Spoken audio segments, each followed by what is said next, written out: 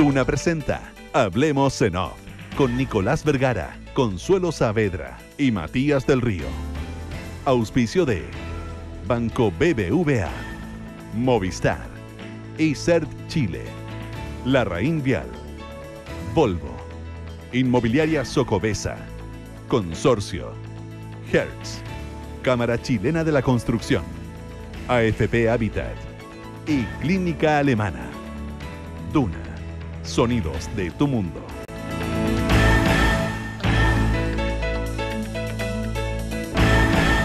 Muy buenos días, ¿cómo están ustedes? Son las 8 de la mañana con 4 minutos. Junto a Consuelo Saavedra y a don Matías del Río iniciamos una nueva edición de Hablemos en Off en Radio Duna. ¿Cómo están ustedes? Muy bien, ¿y ustedes, Consuelo? Muy buenos días. Muy buenos días. Muy feliz cumpleaños. Muchas gracias. ¿De veras? Sí, pues. Bueno, yo ya le había dicho feliz cumpleaños. Nicolás, muy buenos días. Yo siempre tengo un pudor tan grande con el tema de los cumpleaños, dado a conocer. Pero cuando son propios, ajenos no, pues. También, es entretenido. También. No sé por qué, Nicolás, le comentaba a la Consuelo, se me hace que esta semana ha sido una semana de protagonistas con nombre y apellido, porque venimos de 2-3 años donde se discuten temas. Claro. Reforma a las pensiones, reforma a la educación, reforma al sistema tributario, temas que se... aborto sí, aborto no, es decir, conceptos, temas, ideas. Y esta semana como que fue una caja de Pandora de personas, nombre y apellido. Se me vienen a la cabeza Ruiz Tagle, cada uno podrá tener la idea que tenga. Ruiz Tagle, Esati, Varela, Guede, Polo Piñera, Pamela Giles, Díaz Canel, como personas que... Con nombres propios. Con mucho de nombre propio, Urrutia. No sé por qué esta la mañana se me configuró esa idea, por lo tanto da mucho que hablar de temas particulares y que no hay tiempo que perder. ¿Por cuál partimos? Pues díganme ustedes por dónde le entran. Ayer hicimos con la Consuelo un ejercicio antes de abrir el Early Access de la tercera a las 10 de la noche. La Consuelo me pregunta... ¿Qué va a venir en la...? ¿Qué va a titular? ¿Cuál es el titular porque principal? Había muchas noticias. Hicimos un ejercicio ahí... Podría ser Urrutia, podría ser Esati. ¿Y la chontaron? Esati. Yo tuve más dudas. Nunca he trabajado en prensa escrita, entonces, o muy poco. Entonces no sé titular. Esati. Y era En Esati. cambio acá el compañero del Río dijo, Esati. Y partimos por Esati, yo creo que es relevante Esati para al menos una parte, yo creo que para creyentes y no creyentes, o sea, Esati es una figura política. Figura política, sin duda. Pública, no sé si como política. Son los papas, vienen y paran un país, incluso para los no católicos. Sí. Esati con el alto auspicio del Esancí, la va de mano, a mi gusto, pero de aquella, bueno, No, si lo que espero es que es un intento la de mano, pero no resulta. Pero y lo curioso es que lo hace mal él mismo porque se hace trampa en el solitario, porque Esati fue de los que le dijo al Papa en su momento que no nombrara. El tema es que eso yo lo puedo, eso hay varias fuentes que lo pueden todo el mundo lo confirma. No, yo te lo confirmo absolutamente, yo lo supe en su momento, él y Monseñor Santiago Silva y Chomalí, y Monseñor Chomalí. Entiendo que el que fue más directo fue Chomalí, porque Chomalí había sido visitador apostólico en Valdivia y había hecho la inconveniencia en Navarro. Son tres que lo dijeron y se lo dijeron al Vaticano, se lo dijeron pero al Papa. Una vez que lo nombran, callan. Y eso es lo que uno les puede criticar hoy día, porque los pastores tienen la ocasión muchas veces de poner su punto. Por ejemplo, cuando Barros secuestró la visita del Papa a Chile. Te veía ayer diciéndolo, me pareció... Oye, paréntesis, yo creo que la Iglesia Católica es una estructura jerárquica donde si el Papa define algo, ya, tú te callas. Digo, que el Papa confirmara a Barros porque escuchó a otras personas, escuchó a otros consejeros, que no está bien claro. Se han dicho ciertos nombres, se ha dicho el nuncio, pero se habla de otras personas que son menos conocidas, ya a las que el Papa escucha mucho y que tienen contactos en Chile. Y que Barros tiene muchos contactos allá. Barros tiene gente cercana en el Vaticano. Pero yo no habría esperado, cierro al tiro mi paréntesis, yo no habría esperado que Sati saliera a criticar al Papa y a decir que no estaba de acuerdo con la decisión que se había tomado o que él no... Difiero del que si el Papa habla todos se quedan callados. Este fue el Papa que cuando salió por el balcón, cuando ganó el cónclave, dijo, a diferencia de muchos antecesores, recen por el obispo de Roma. Que eso fue, desde el punto de vista teológico, leído, se han escrito tesis al respecto de esa frase. Una frase que tiene que ver con una iglesia más horizontal, primus inter pares, y no príncipe de la iglesia. No zapatitos rojos, no palacio arzobispal o palacio papal, sino que vive en el hotel o en la hospedería de Santa Marta. Es decir, él ha generado esta horizontalidad o ha pretendido generarla. Por lo tanto, no te digo que Sati lo enfrente, le haga un cara a cara, que le haga la de Bocellura Pinilla. No pretendo eso. Yo pretendo que tenga capacidad, con los matices suficientes que tiene alguien que lidera una arquidiócesis en Santiago, de decir cosas. Hay otros que se han juzgado, han sido tildados de locos, han sido tildados de marginales. Me refiero, por ejemplo, a Felipe Berrío, que es el marginal, es el paria, pero es el paria que tiene los cojones para decirle a Errázuriz en su casa, antes de que estallara el caso Caradima, antes del informe especial de TVN, donde fue a su casa 2 y 3 veces y Errázuriz no lo dejó entrar. Estoy absolutamente de acuerdo. Ese es un loco y un paria, pero la iglesia está llena de parias. No, Jesucristo también era un paria. Oye, toda la razón. Si mi único punto, no estoy defendiendo a Sati por cómo ha actuado en este caso, que yo creo que hay bastante consenso en que no es defendible. Solo digo que él efectivamente mandó las cartas. Si el Papa toma otra decisión, no creo que sea correcto en esa institución jerárquica decir todo día por medio, no estoy de acuerdo con que Barro sea obispo, yo le mandé una carta.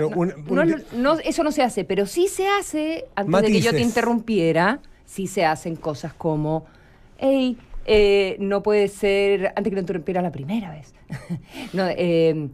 que no tenga tanta preeminencia en la visita del Papa. Por ejemplo, haber criticado a Barros, no al Papa.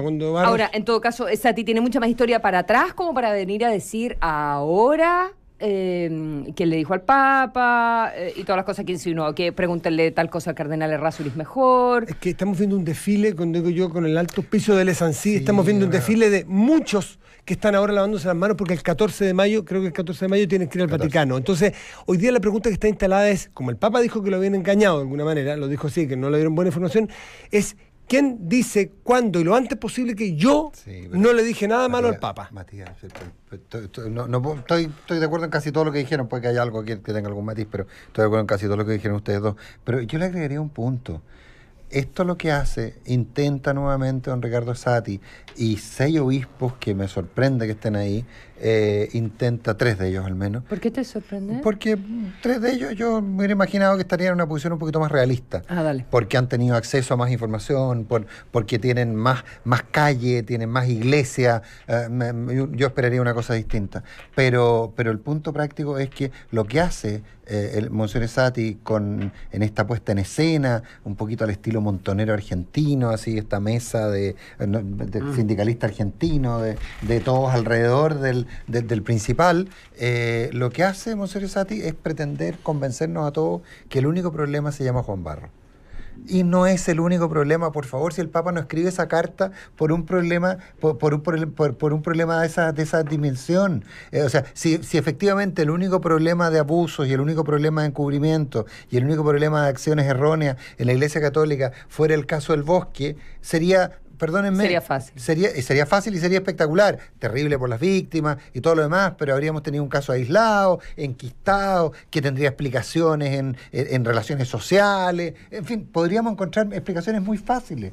Pero la carta del Papa va mucho más allá. La carta del Papa lo que dice es, señores, ustedes no me dijeron el problema que tenían. Ustedes, porque efectivamente yo podía encontrar la sentencia de Barro. No se refiere solo a Barro, se refiere a todo. Se refiere a cuando le dijeron, un cardenal, el cardenal Errázuriz, dijo, no, si en Chile tenemos poquitos casos.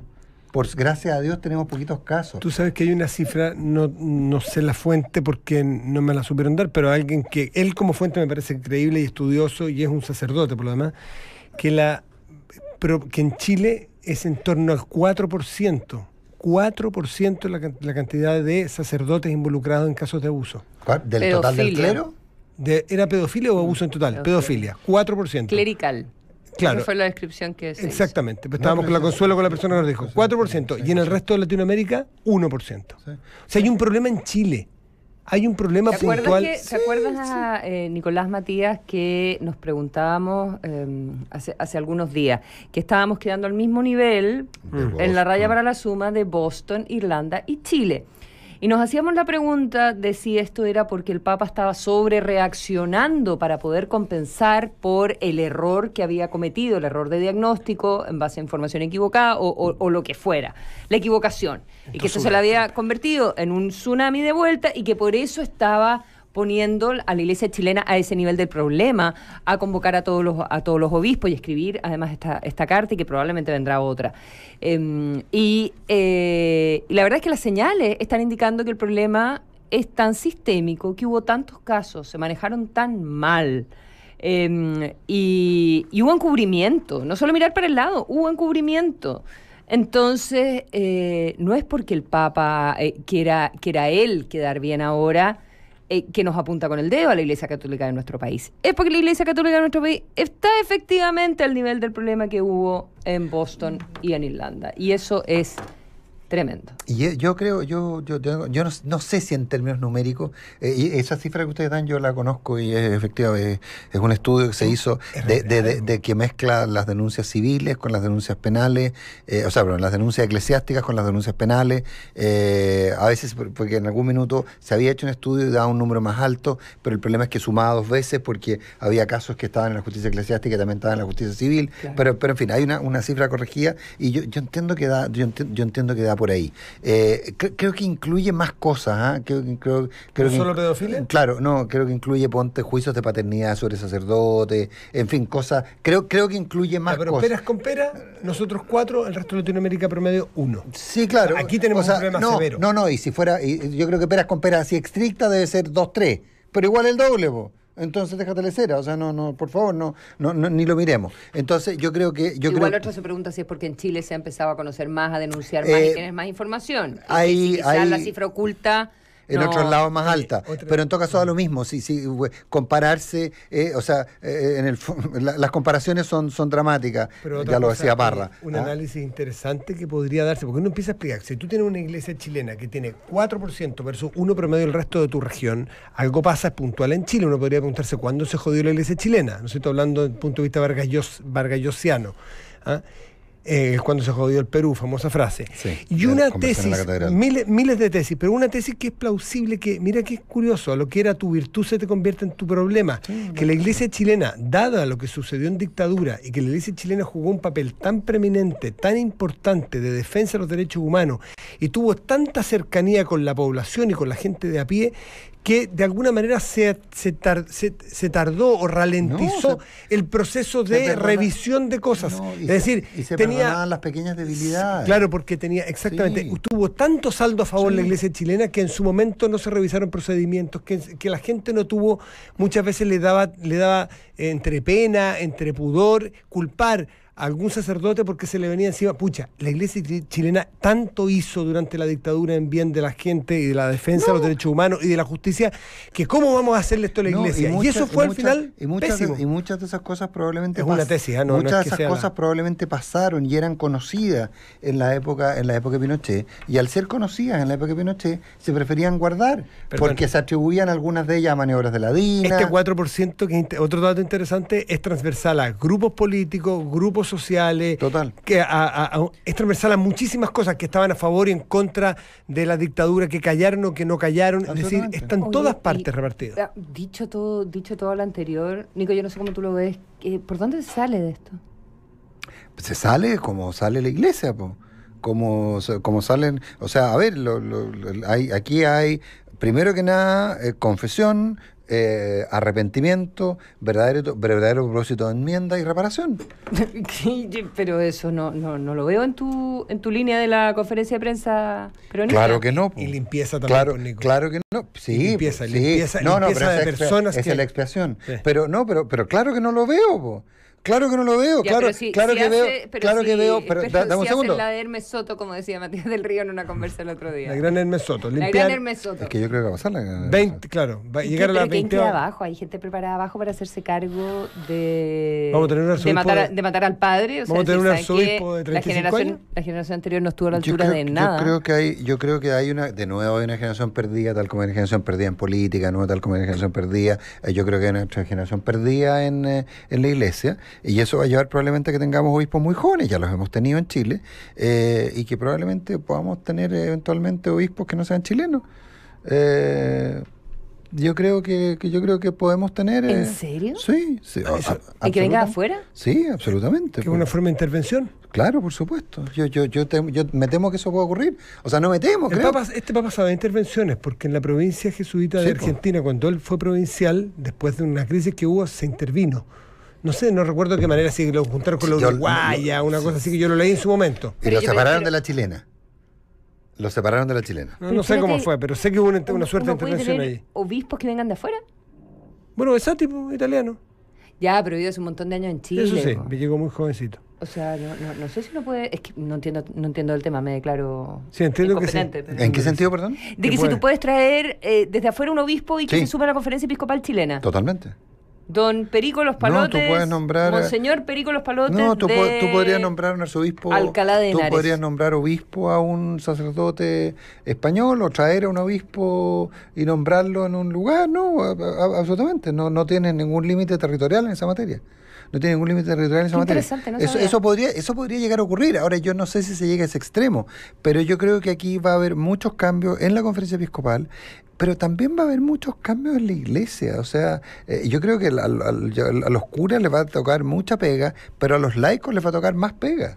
Porque en el fondo los laicos son los que tienen que hacerse cargo van a tener que hacerse cargo de muchas cosas. Yo creo que una tremenda revolución, yo creo que una expiación, y yo creo que viene y castigo de todas maneras, la penitencia. Y la penitencia es dejar el cargo, te dejarás el cargo. Pero te insisto, yo lo que vi ayer lamentablemente fue a 6 obispos pretendiendo decirnos que con 3 cabezas se resolvía todo. 4, incluyendo la del nuncio. Y la verdad que nada más lejos que aquello. Nada más lejos que aquello. Además creo que quedan pésimos. 8 de la mañana con 20 minutos. Oye, yo muy brevemente, además ustedes todos los atañen, así que voy a hacerlo rápido. Había habido una metida de pata importante hace una semana y media ya, ¿no? 2 semanas, respecto a los nombramientos de los directores de Televisión Nacional. Yo soy de aquellos... Yo creo en el Espíritu Santo, yo quiero aclarar a propósito de todo lo que dije antes, que soy católico, apostólico, romano. Yo creo mucho en la intervención del Espíritu Santo. Y creo que el Espíritu Santo escribe con... el Espíritu Santo escribe con letras torcidas. Y estoy metiendo el Espíritu Santo, probablemente no tiene mucho que ver, pero en fin. O sea, ojalá que llegue el Espíritu Santo. La metida de pata respecto al nombramiento de Televisión Nacional, permitió que la verdad que sin hablar más, yo tengo la mejor impresión de Sastén Guerrero, a quien conozco, tal cual, no en detrimento de los que salieron, no en detrimento de los que salieron, pero creo que la nominación, creo que el plantel que propone, entiendo que el presidente de la República por decisión propia, el plantel que propone el presidente de la República es de Champions League. Sí, o sea, nosotros hablamos del conocimiento, Anita Luigi la conocemos mucho, yo trabajé 21 años con ella en esta radio, y la verdad que para mí hubiera sido, yo creo que si sacaban a Jaime Aguirre había que poner a Anita Luigi,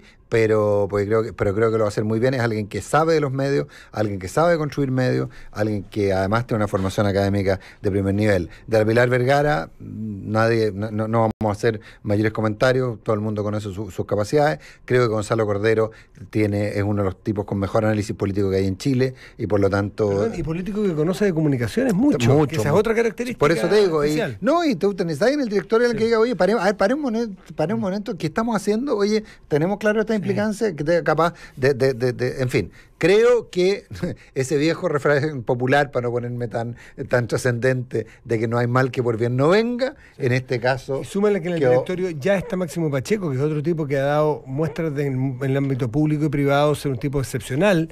Hay 2 directores que se van, no quiero hablar de ellos, pero ellos ya dejan su cargo, Por lo tanto, un directorio que está bien expectado. Y el propio Francisco Ruego, yo creo que tienes tienes alguien con mucha formación. O sea, creo que no hay mal que por bien no venga, sin querer desmerecer a los que se fueron. Creo que la cosa queda muy bien puesta en Televisión Nacional. Falta todavía, eso sí, porque ahí se van a distrital, digo, para el nombramiento, para que lo ratifiquen, para la instalación. Sí, va a tomar un poco de tiempo, ahora, las personas tienen que pasar por comisión.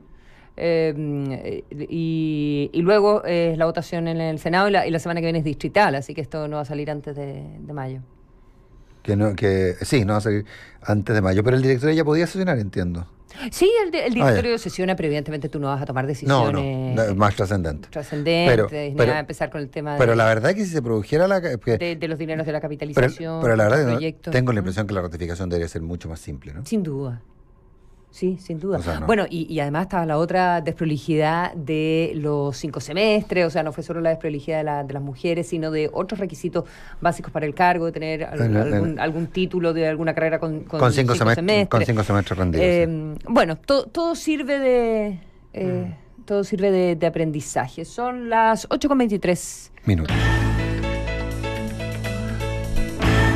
Y decía de desprolijidades porque podríamos pelear ahora un ratito. Peleemos. Respecto del nombramiento de uno de los hermanos del presidente Sebastián Piñera, Pablo Piñera, en la embajada. ¿No fue el negro? Yo pensé que el escándalo era porque era el negro el que había nombrado.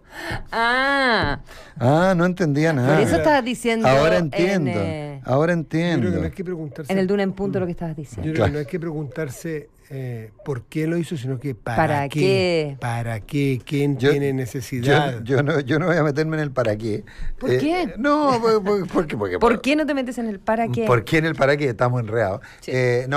Yo quiero decir un par de cosas, ya los dije antes, si alguien estaba escuchando el final del Duna en Punto, probablemente me voy a repetir, pero en fin, yo creo que aquí tenemos un problema grave en términos que miramos todavía, y capaz que sea cierto, no sé, los nombramientos de las embajadas como un premio.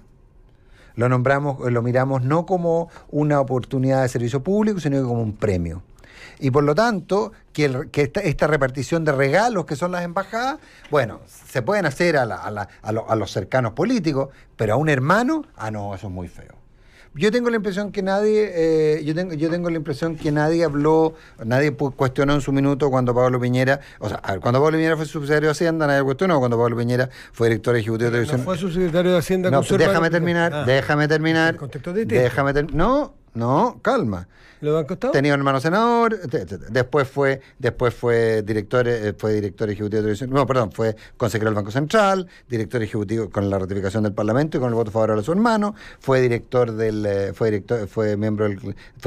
ejecutivo de Televisión Nacional, fue presidente del directorio de Banco Estado, nombrado por la presidenta Bachelet y ratificado por su hermano.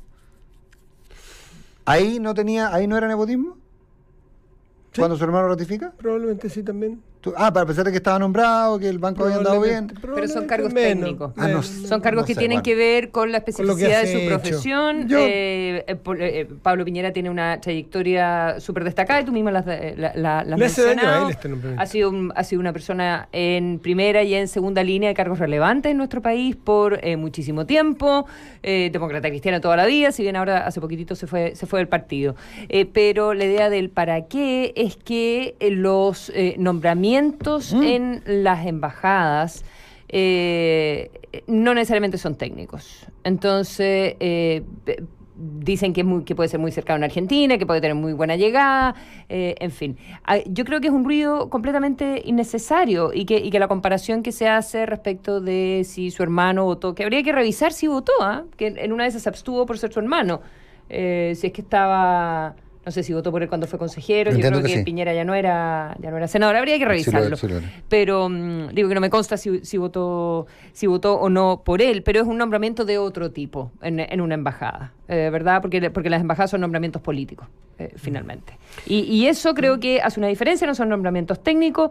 Y creo que es un ruido que no había para qué hacer. El tenis nos regala un término muy y creo que es injusto con Pablo Piñera, que es una persona súper querida, súper respetada. A él le hace mucho daño. Que nadie puede hablar mal de él. Está nombrando a alguien malo, penca. Oye, porque por excelencia nombrar al hermano en un cargo cargo de prerrogativa. Defiende tu punto. No, es que no, lo mío es mucho más teórico, es mucho más de fondo. O sea, el pobre tipo, que el padre o el hermano asume la presidencia de la República, queda yo creo que no. Toca que sí.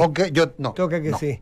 Oye, es que yo también toca que cuando tu papá, tu hijo, tu hermano es presidente de la República, hay cargos a los cuales tú no puedes aspirar. Es que yo le pego a esto, toca que es uno de los costos que tiene ser presidente de la República. Yo honestamente creo que de hecho hay algunas compañías en que algunas empresas todavía en que no pueden entrar a trabajar un hermano. Me parece sano. Porque no me parece nada sano. No me parece nada sano. Ahora, este mal del nepotismo chilensis es sapiens, no es chilensis, porque yo creo que ocurre en muchas partes del mundo, pero en Chile ha ocurrido con Bachelet, que pone su hijo en la Direcon, con Lagos, que pone su yerno en la Corfo. O sea, esto no es monopolio de este presidente. Tenemos esa tendencia. Yo no me acuerdo, el presidente Elwin puso a su yerno como jefe de gabinete, pero eso es... No, porque es el segundo piso de la confianza personal. O sea, el presidente Lagos se rodeó de gente tremendamente cercana que era de su familia por una cosa de confianza y que tú te sientes en un espacio protegido y donde nadie va a tener una segunda agenda que no sea cuidarte. Si somos rigurosos, creo que no debe haber... El presidente Trump con su hija. No, pero es que el gran Donald es otra cosa. Tiene su hija, tiene su cuñado. Yo creo que un presidente de la República electo democráticamente no debiera entregar ningún cargo que significare ingresos públicos a algún familiar directo. A un hijo, un hermano, un tío, un papá. Pero ni siquiera para consejero personal, ni siquiera segundo piso o gabinete ultra cercano. Yo creo que no es lo ideal. Yo creo que no es lo ideal. Cuando tú tienes que prestigiar la labor pública, qué sé yo, el presidente Piñera tuvo a su hija ad honorem la vez pasada. Y eso es una cosa personal, ¿sí? Ya, pero es que eso te delimita a pura gente que tenga plata, entonces podría dedicarse a la función pública. Es que lo está poniendo... me llegaron, a propósito, estoy buena para el paréntesis. No dije para todas las labores públicas, Consuelo. Tuve buenas discusiones por Twitter a propósito de lo que dijimos de la propuesta de bajar la dieta parlamentaria. Sí. Y de cómo eso podía afectar, cuáles eran las razones de los sueldos y en comparación con qué, y si las personas se podían dedicar, el costo alternativo, en fin, y que si alguien tenía muchos hijos, entonces cómo se iba a dedicar a parlamentarios si el sueldo era tan bajo. Tuve intensas discusiones por Twitter a propósito de eso. Así que muchas gracias a todos los que escucharon el programa y se dan el tiempo de conversar. A mí me encantaría. Pero digo que me lo recordé porque tú decías, si uno baja mucho la dieta, o el presidente Piñera tuvo a su hija la vez anterior sin pagarle, bueno, entonces solo va a poder dedicarse a esto. No, es que no. Yo dice gente que tenga plata en la cuenta bancaria. No, porque yo no te digo que nombres de ministro de Economía a tu hijo sin pagarle. No, porque eso sería un negocio de ricos. El presidente Piñera puso en el gobierno anterior a su hija como una asesora muy directa, muy personal, y dijo para que no haya confusiones. Justamente ahí lo hizo muy bien. No va a tener ningún pago, ningún emolumento. Entonces creo que ahí... O sea, pero yo sé que no es lo que tú estás diciendo, pero que alguien podría interpretar, y sé que alguien podría interpretar eso, es que si Polo Piñera trabajara de honor en la Embajada de Buenos Aires, no sería crítico. Por eso. Yo sé que no es lo que estás diciendo. Creo que le hace un daño a Polo Piñera, que estemos discutiendo esto, en fin, una escena. Oye, y antes de irnos al corte, yo sé que estaba requete anunciado, crónico, todo. Perdón. ¿Puedo cambiar de tema? Sí. No, estaba leyendo que historias para atrás, solo para recordar, Felipe Cast, cuando tuvo una entrevista en un minuto con la Connie Santamaría a propósito del nepotismo. Él tenía un proyecto de ley o quería apoyar una idea de que no hubiese nepotismo en los gobiernos. No sé cómo queda ahora en esta pasada, y claro, salió en la televisión cuando la Connie Santamaría le dice de vuelta como bueno, o sea, que el presidente Piñera ya ha nombrado varias personas. Ya, ahí hay un ruido. Y fíjate que el propio presidente, cuando era candidato, Sebastián Piñera, hace una crítica en un minuto a Carolina Goich. Ya, cuando era candidata, dice: escuché una crítica a la familia Goich. Quiero decirle a la familia Goich que yo entiendo su preocupación porque es la familia que tiene más miembros habitutados en la administración pública, dijo el presidente en esa oportunidad. El punto es ese, es que se critican unos a otros y hacen lo mismo. Este gobierno está lleno de parientes, igual que los gobiernos pasados, lleno de parientes.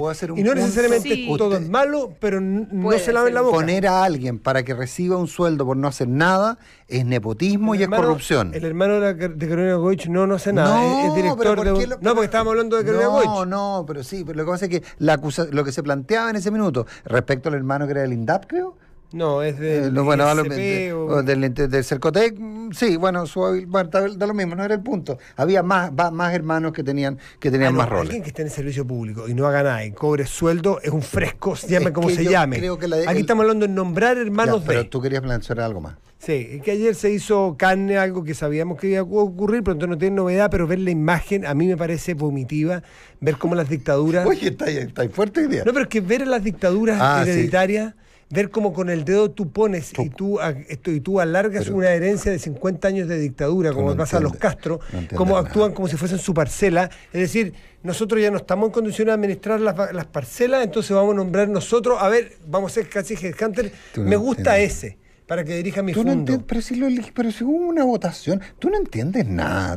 Matías, tú te has dejado llevar por la propaganda de la CIA y la ITT. Los Coreas del Norte, el capitalismo te tiene... La Siria, los Coreas del Norte, las Cubas, dictaduras hereditarias. Y no hay un Castro, porque probablemente no encontraron un Castro lo suficientemente habiloso para que mantuviera la dictadura. Entonces pusieron a un cachorro, un adoptado, pero son esas vergüenzas que para el siglo XXI hay que decirlas. Díaz-Canel está de cumpleaños hoy día. ¿Está de cumpleaños hoy día igual que tú? Sí. Ahora, Díaz-Canel... 10 añitos esto más. es como... ¿Se acuerdan cuando era... Gracias, José Ochea, que me lo recordó. ¿Se acuerdan el dicho? Creo que fue la campaña del 73, algo así, en Argentina era Cámpora al gobierno, Perón al poder. Sí. Bueno, aquí vamos a ver si Díaz-Canel al gobierno, ¿quién está en el poder? Es la pregunta que queda, porque Raúl Castro lo dijo, seguiré siendo secretario general del Comité Central del Partido Comunista, que sabemos que es la organización más importante del país. Entonces, vergonzoso, pero no podemos esperar mucho más de tipos que llevan 50 años con un país secuestrado. Oye, a propósito de gobiernos complicados y que van transitando hacia un autoritarismo o hacia una dictadura, derechamente, como él ha comenzado a calificarla, a la vuelta de la pausa vamos a estar con Pedro Felipe Ramírez, el ex embajador de nuestro país en Venezuela, conversando de su experiencia ahí y de cómo fue cambiando su mirada respecto de lo que sucede en Venezuela. 8 de la mañana, 34 minutos. ¿Me equivoqué yo? Me equivoqué yo. No hay problema. Pero ¿sabías que ahora puedes solicitar un crédito desde tu celular y sin ser cliente? Sí, solo tienes que descargar la app del banco BBVA o ingresar a bbva.cl y descubrir si tienes un crédito de consumo preaprobado, tienes tu celular a mano, compruébalo hoy. BBVA, creando oportunidades. Cuando olvidas los límites, la vida se disfruta al máximo. The All New Volvo XC40, elegido Car of the Year en Europa. Descubre su diseño escandinavo, tecnología y conectividad sin límites. Cotízalo en volvocars.cl. Volvo Innovation Made by Sweden. ¿Sabías que hay una AFP que es número 1 en rentabilidad en todos los fondos en los últimos 15 años? AFP Habitat ha entregado los mejores resultados en 15 años y en el 2017. Porque es tu futuro, elige Habitat, consistentemente entregando la mejor rentabilidad para tu pensión. No necesitas saber qué es punto por pulgada para usar la nueva cámara del Samsung Galaxy S9. Los que son Movistar One renuevan cada 12 meses el último smartphone. Diseñado para expertos, accesible para todos. Movistar elige todo. En la DS existe un antes y un después. Con Casa Híbrida de Vista a los Bravos, un proyecto único con casas de 233 a 315 metros cuadrados en amplios terrenos de hasta 1.110 metros cuadrados. Descubre los nuevos pilotos de Casa Híbrida, donde los espacios dejaron de ser lo que son. Socobesa, todo es diseño. Clínica Alemana invita a apoyar a María Paz Valenzuela, montañista que hace un año fue diagnosticada con cáncer de mama, lo que no ha sido obstáculo para cumplir su sueño, subir el Everest. Súmate con el hashtag Vamos María Paz, Clínica Alemana, si tu salud es la alemana. Una pequeña aclaración, Polo Piñera fue gerente general de Banco Estado, nombrado por el presidente Bachelet, ratificado por Sebastián Piñera, y no presidente, como dije yo, erróneamente. En su constante compromiso por construir cultura de seguridad, la Cámara Chilena de la Construcción y Mutual de Seguridad te invitan al seminario Construcción Segura, Buenas Prácticas Internacionales, donde el experto Lawrence Waterman expondrá su experiencia en la construcción de la Villa Olímpica de Londres. Te esperamos el miércoles 9 de mayo a las 14:30 horas, Casa Piedra. Inscripciones sin costo en semanadelaconstrucción.cl. Cupos limitados. Cámara Chilena de la Construcción. Obra de constructores. Obra de todos. Mi amor, me aprobaron el crédito hipotecario a una tasa increíble. ¿En serio? Sí. ¡Qué buena noticia! ¿Y cuál es el dividendo mensual? No sé. Ah, ¿y los beneficios asociados? Tampoco sé. ¡Ay, pero gordo! En el dividendo, la tasa no es todo. Pide hoy tu crédito hipotecario BBVA con un increíble dividendo mensual y empieza a disfrutar de la casa que siempre quisiste. Revisa condiciones y montos en promoción en bbva.cl. Infórmese sobre la garantía estatal de los depósitos en su banco o en spif.cl. Chile. Hoy, tu banco está en una pantalla, tus amigos en grupos de WhatsApp, tus series favoritas en Internet, tu currículum en LinkedIn y tu empresa está así de actualizada. Bienvenido a eCert Chile, pioneros en soluciones innovadoras, factura electrónica, contratos laborales electrónicos, firma para impuestos internos. Es más fácil de lo que crees. Optimizas tiempo y ahorras costos con el respaldo de la Cámara de Comercio de Santiago. Visítanos en ecertchile.cl o llámanos al 2360-7175. eCert Chile. Cero papel, cero problemas. En 700 metros, gira a la derecha o a la izquierda o continúa recto. Ahora puedes hacer lo que quieras porque los límites ya no existen. Designed to be limitless. The all-new Volvo XC40. Descubre un SUV diseñado para entregarte infinitas posibilidades. Conoce su tecnología sin límites y sus funciones de almacenamiento inteligente. Cotízalo en volvocars.cl. Volvo, Innovation Made by Sweden. Tal vez sea su prestigio y trayectoria de más de 100 años, o la asesoría que me dan para ayudarme a cuidar los ahorros de toda mi vida. En Consorcio se mueven para darme muchas razones para confiar. Por eso, con una renta vitalicia Consorcio, puedo asegurar una renta fija en UEF para toda mi vida y disfrutar la mejor etapa de mi vida. Conoce más en www.razonesParaConfiar.cl. En Consorcio, nos movemos para hacer tu vida más simple y entregarte la asesoría y servicio que necesitas en cada etapa de tu vida. Seguros, previsión, ahorro. Consorcio, tu vida es lo que nos mueve. Hablemos en Off. Nicolás Vergara, Consuelo Saavedra y Matías del Río están en Duna.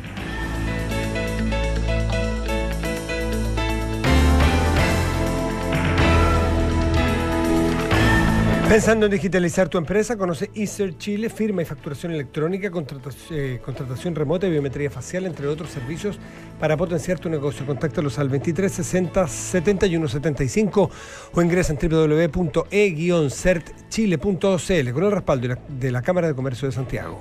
Con la app Consorcio puedes manejar sabiendo que tienes la ayuda que necesitas porque puedes pedir asistencia 24/7, seguir el móvil por GPS y hacer el denuncio de tu siniestro en donde estés. Descarga hoy la app Consorcio.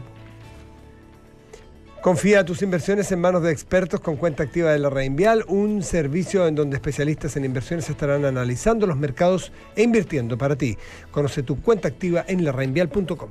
La Cámara Chilena de Construcción te invita a la charla Construcción Segura, Buenas Prácticas Internacionales con el experto Lawrence Waterman, quien compartirá su experiencia en la construcción de la Villa Olímpica de Londres. Esto será el 9 de mayo a las 2:30 de la tarde en Casa Piedra. Inscripciones en semanalaconstrucción.cl.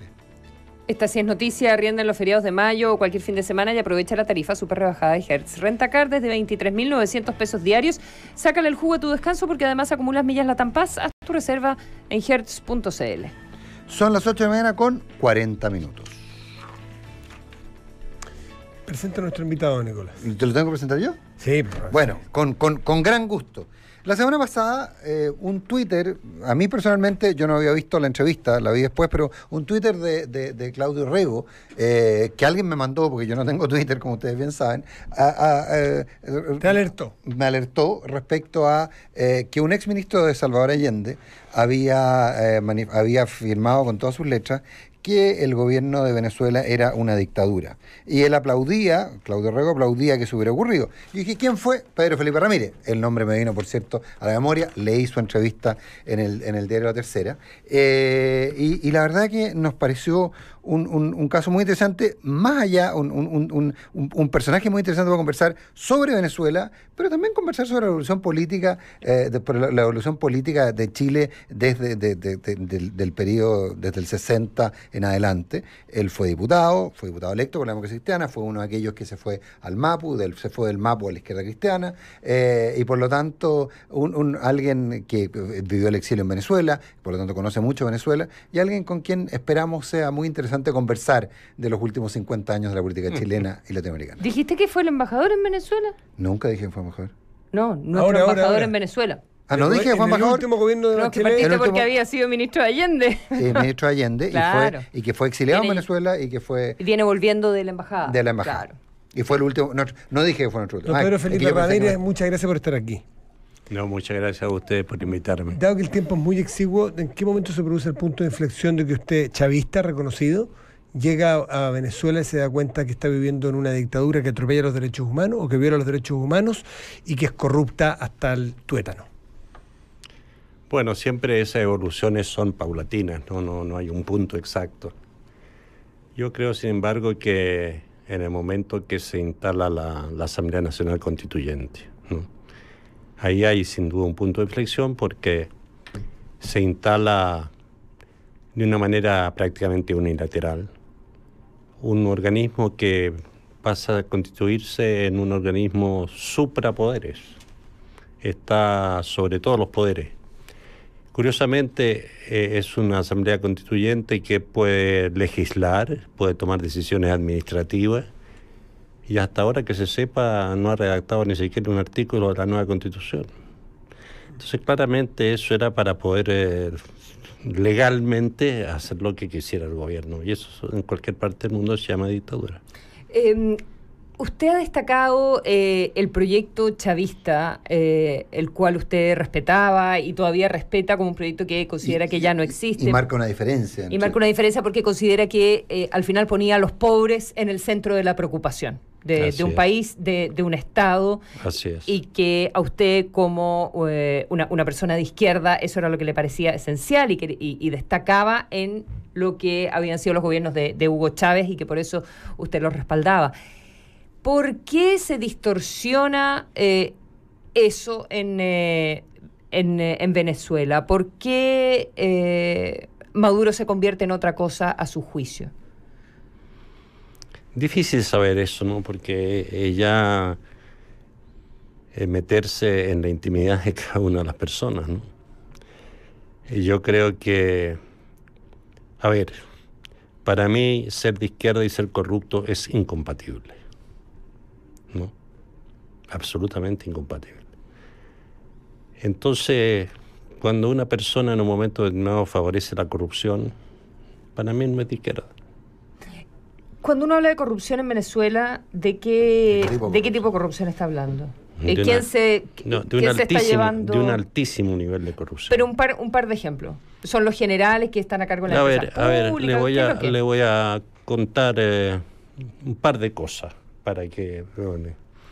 Un par de cosas de las cuales yo fui testigo, porque en Venezuela hay muchos rumores, ¿no? Y yo, naturalmente, los rumores no los tomo en cuenta cuando no tienen una base de comprobación más o menos efectiva. De tal manera que lo que voy a contar son cosas que yo viví directamente. En una oportunidad me preguntan si Chile está dispuesto tiene la posibilidad de exportar leche hacia Venezuela. Me dan un cierto precio. Yo, a través de la gente de ProChile, que trabaja en la misma embajada, consultamos, me dijeron que efectivamente podían darlo a ese precio en las cantidades que ellos requerían. Chile está teniendo sobreproducción de leche, superávit de leche. Y cuando se iba a concretar el tema, dijeron, pero espere un momentito. Ese es el precio al cual va a llegar acá, pero ustedes tienen que vendérselo a una empresa en Panamá con un 30% de descuento. Eso no lo habían dicho antes, ¿no? Y esa empresa en Panamá es la que se dejaba la comisión de la importación de la leche. ¿Y de quién era esa empresa en Panamá? Era una empresa vinculada al gobierno, agente del gobierno, obviamente. Pero, ¿y eso de una manera así absolutamente abierta? O sea, abierta, mire... Semiabierta. No, como son estas cosas, sí, claro. pero... Tal cual se lo estoy contando. Usted empezó a reunir en la embajada a miembros prominentes de la oposición a Maduro. ¿Por qué no le pasaba nada a usted? Porque es un gobierno duro. Bueno, me hicieron tres cosas menores, unas manifestaciones que mantuvieron ahí unos muchachos 2 semanas fuera de la residencia, gritando, y incluso con algunas barricadas, quemando cosas, pero nunca molestaron excesivamente. Como una funa, así. Sí, fue una funa. Sí, fue con ocasión de que yo recibía a Freddy Guevara, ¿no? Pero de la Cancillería alguna vez lo llamaron, de la Cancillería venezolana lo llamaron alguna vez para representarle me llevó, que usted estuviera haciendo bueno, estas cosas. Yo cuento eso en la entrevista, sí. No sé si usted lo vende, cuando en un momento determinado... Que mucha gente que nos está escuchando no la leyó, entonces... Bueno. El jefe de gabinete del ministro Arriaza, que es chileno por lo demás, incluso le dicen el Chile. El Chile. El Chile. Yo lo conocía, por supuesto, y teníamos, no digo amistad, pero una buena relación. Fue a mi casa a manifestar la molestia del gobierno por haber hecho esto, ¿no? Por recibir al señor Freddy Guevara. Exactamente. Y bueno, yo le dije que eso en primer lugar era un acto humanitario.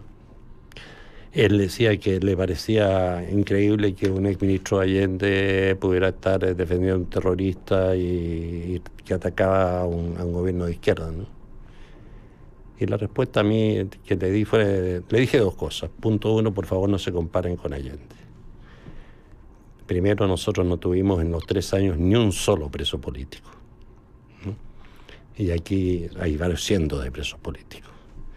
Y en segundo lugar, a todos nosotros que estuvimos presos, yo estuve en Dawson, ustedes saben, y en otras partes, a todos nos investigaron de arriba abajo si nos habíamos robado un peso, diputados, senadores, ministros, jefes de servicio. Nunca pudieron probar nada porque nunca hubo nada. Y eso no lo puede decir este gobierno. Y en segundo lugar le quiero decir que si el día de mañana, porque la vida se da vuelta, ¿no? Y si el día de mañana el presidente Nicolás Maduro me golpea la puerta para decirme que yo lo protege, lo voy a recibir con los brazos abiertos. Frente a eso no puedo decir nada, ¿no? Qué conversación esa. Qué fuerte esa conversación. Sí. Cuando uno ve la crisis humanitaria, usted explicaba además que ahora ya no es desabastecimiento, sino que el problema son los precios. Exactamente. O sea que ahora hay productos. Sí, claro. Pero hace un tiempo no había productos. Hace un par de años la cosa empezó a cambiar con la inflación. Pero el gobierno de Maduro lo que decía era que había acaparamiento, que había un boicot, y a uno a la distancia nunca le quedaba claro por qué no había, uno veía esas góndolas vacías, las situaciones de que no había remedio. ¿Qué es lo que provoca la crisis humanitaria en Venezuela? Bueno, lo provoca un desastre desde el punto de vista de la política económica, que se agravó en su momento con la baja del precio del petróleo. Piense usted que en Venezuela el 96% de sus exportaciones son petróleo. Y el petróleo, yo cuando llegué, el barril de petróleo venezolano estaba a $103. Y llegó a estar a principios del año 2016 en $27. Hoy día está a 59, pero... Un poco mejor. O sea, no hay... Porque uno escucha, hay gente como que defiende, incluso acá en Chile, ¿verdad? El proceso de Maduro, y dice, no, aquí hay un boicot para que Maduro caiga, esto tiene que ver con Estados Unidos, con todo el mundo, que básicamente están haciendo todo para perjudicar a Maduro. Bueno, a ver... primero, en lo esencial, a mi juicio, son errores de la política económica. Del propio gobierno. Del propio gobierno, claro. La economía venezolana es un desorden increíble. En primer lugar, el precio de la gasolina ya, ¿no? Hoy día la gasolina cara ya vale 6 bolívares el litro. Ayer el dólar paralelo estaba a 850.000 bolívares. 850.000 versus 6,3. ¿Ah? $1, 850.000 bolívares. Sí, sí. Y el litro de gasolina de la buena vale 6 bolívares. 850.000, 6. Claro. Y la mala vale 1 bolívar, ¿no? Entonces, dígame usted si esa es una buena política económica. Además de eso, eso empezó en tiempo... Eso fue uno de los grandes errores cometidos por Chávez, que fueron las expropiaciones, ¿no? Las expropiaciones agrícolas, las expropiaciones también industriales, pero sobre todo agrícolas. Pero no producen nada. Nada. Entonces, expropiar para que no se produzca nada es un tremendo error. Pedro Felipe Ramírez es ex embajador chileno en Venezuela en el gobierno de Michelle Bachelet, para quienes se ven sumando, fue ministro del presidente Allende, en fin, tiene una historia muy conocida. ¿A usted toda su experiencia en Venezuela le hace hacer el paralelo entre Chávez y Maduro clarísimamente, y a veces desde afuera se lee como un todo, y usted hace una diferencia clarísima? ¿A usted en algún momento, estos 4 años y después, ya de vuelta en Chile, ¿qué reflexiones le han producido respecto del gobierno de la Unidad Popular en Chile? Reflexiones. Sí, reflexiones. Mire, mucha gente me preguntaba qué pienso hacer ahora, ¿no? Y yo lo que estoy tratando de hacer y voy a tratar de hacer es que poder trabajar junto a otra gente de otros países de América Latina para reflexionar sobre todas nuestras experiencias de izquierda en los últimos 60 años. Usted hablaba de 60 años. Está por cumplirse 60 años de la Revolución Cubana. De la Revolución Cubana. El 1 de enero. Y tenemos ya muchas experiencias. Está la Revolución Cubana, está la Revolución sandinista y muchos gobiernos posteriores. El caso de Ecuador, desde luego el caso de Venezuela. El caso de Bolivia. El caso de Bolivia. Que entre paréntesis, más allá de nuestra diferencia con Bolivia, para mí, desde el punto de vista interno, es el gobierno más exitoso de izquierda que había en América Latina. Ese era un país ingobernable, tenía un promedio de un presidente y algo por año, ¿no es cierto? Y ha pasado a ser un país, una nación relativamente unida. Uno podrá hacerle muchas críticas, pero para mí es... Y bueno, está el caso de Brasil, está el caso de Argentina, está el caso de... Bueno, y yo creo que ya es hora de que hagamos una reflexión colectiva sobre toda nuestra experiencia. Me gustaría su reflexión de la Unidad Popular de Chile, en la cual usted participó como ministro del presidente Allende. Claro, tuvimos también errores, cometimos muchos errores, ¿no? Tal vez una de las cosas, el gran legado de Allende, fíjese usted, las dos revoluciones que he mencionado, que usaron las armas, básicamente fue la cubana y la nicaragüense, ¿no? Casi todas las otras han seguido el camino de la... Cauce más bien democrático. Sí. Democrático. El primero que planteó eso, y ese fue su gran legado, fue Salvador Allende, ¿no? Pero era difícil en ese momento porque era una estrategia nueva.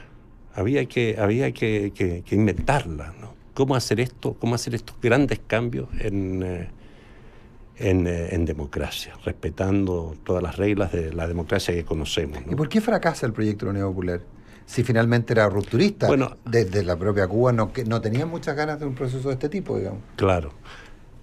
Bueno, hay ahí sí una cosa que es importante tomar en cuenta, ¿no? Y era la época de la Guerra Fría. El escenario de la Guerra Fría. De la Guerra Fría. Es una cosa muy importante que no está hoy día, por muchas diferencias que hay entre Rusia y Estados Unidos, no es la Guerra Fría. Estados Unidos decidió impedir en primer lugar el gobierno de Allende. Acuérdense la cantidad de cosas que se hicieron para que él no asumiera. No, eso está por lo demás en los archivos Están los archivos, todo el mundo los conoce, ¿no? De tal manera de que el ataque de Estados Unidos fue brutal en todo plano, en el plano económico, incluso en el plano militar. Pero se cometieron errores no forzados, como los definíamos antes. Por supuesto que cometimos errores. Yo creo que uno de los grandes errores, en primer lugar, en democracia, hacer cambios profundos e importantes requiere una gran mayoría social y política. No se pueden hacer esos cambios con minoría. ¿Con un tercio? Con un tercio no se pueden hacer, ni siquiera con un poquito menos de 50 tampoco se pueden hacer, ni con un poquito más de 50 tampoco. Por lo menos usted tiene... Porque requiere fundamentalmente un gran apoyo de la ciudadanía y de una gran convicción. Gente que va a ser afectada. Claro. Y yo creo que nosotros, es decir, esa estrategia requiere no vencer, requiere convencer, que es muy importante. Es la gran diferencia entre un camino que uno le impone por las armas que un camino que le impone por la conciencia. O sea, del patio muerte venceremos a un convenceremos. Convenceremos, exactamente. Qué lástima que, bueno, la verdad, dale la última si quieres, pero se va a enojar Restini. Sí, nos va a matar el programa siguiente, perdonen, información privilegiada. Oyente de información privilegiada, ¿ve alguna salida o hace alguna proyección de qué va a seguir sucediendo con la situación de Venezuela? Mire, nosotros, el gobierno de Chile y yo mismo personalmente como embajador, llegué a la convicción absoluta de que hay que buscar una salida pacífica en Venezuela, ¿no? Cualquier salida violenta, eso puede ser un desastre para Venezuela y para la región. Y eso pasa por un entendimiento entre la oposición y el gobierno. Porque la crisis humanitaria, que es el drama y es lo que a mí a veces me hacía llorar allá,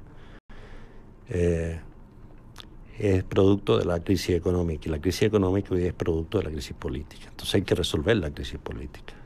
Y eso pasa por un diálogo, por un entendimiento. ¿Pero usted cree que alguien va dentro del mismo mundo de Maduro? Quizás va a sacar a Maduro para poder hacer algún tipo de transición o hacer un sistema político. Vienen elecciones ahora, en mayo. El propio MUD sea capaz de juntarse como oposición que está muy dispersa.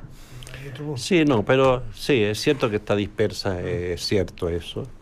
A pesar de que hoy día cada vez más hay un convencimiento de que hay que buscar una salida pacífica y por la vía más bien democrática y del entendimiento y del diálogo. Eso no significa que estén todos unidos todavía, pero también dentro del propio gobierno. ¿No? ¿Ve alguna figura ahí en el gobierno de Maduro que usted diga, esta va a ser la persona que quizás va a lograr? ¿Hay alguien sobre dentro del gobierno mismo? No, pero usted sabe que hay un gran sector hoy día chavista, no madurista, incluso varios de estos están presos. Y hay un sector militar que está todo preso, un sector importantísimo desde el punto de vista del manejo de fuego, ¿no es cierto? Encabezado básicamente por el general Rodríguez Torres, ¿no? Que fue ministro del Interior de Maduro. De Maduro. Por el y que hoy día está preso, ¿no?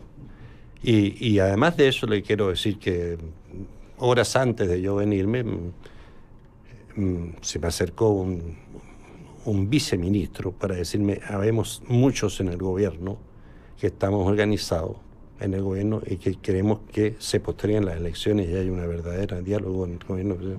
Entonces hay finalmente esperanza y nosotros tenemos que, como país, a mi juicio, insistir en la necesidad de que es a través del diálogo en que se pueda encontrar una salida pacífica y pronta a la situación. ¿Tenemos ya embajador? ¿Ya? Que yo sepa no, pero puedo estar... ¿Tenemos ya embajador designado en Venezuela? No lo sé, no tengo información. Hasta ayer entiendo que no, porque salió Naciones Unidas, salió Brasil y salió Buenos Aires. No tengo información de más. Pedro Felipe Ramírez, muchísimas gracias por estar con nosotros. Podríamos haber hablado mucho rato más. Bueno, ustedes también y gracias por la invitación. Retiro del proyecto de ley de reparación de víctimas de la dictadura. ¿Pertinente o inadecuado? Es la pregunta del día en Duna.cl. El lugar notable de este día, Machu Picchu. ¡Qué lindo! Habla por sí solo. Nos vemos el lunes. Muchas gracias.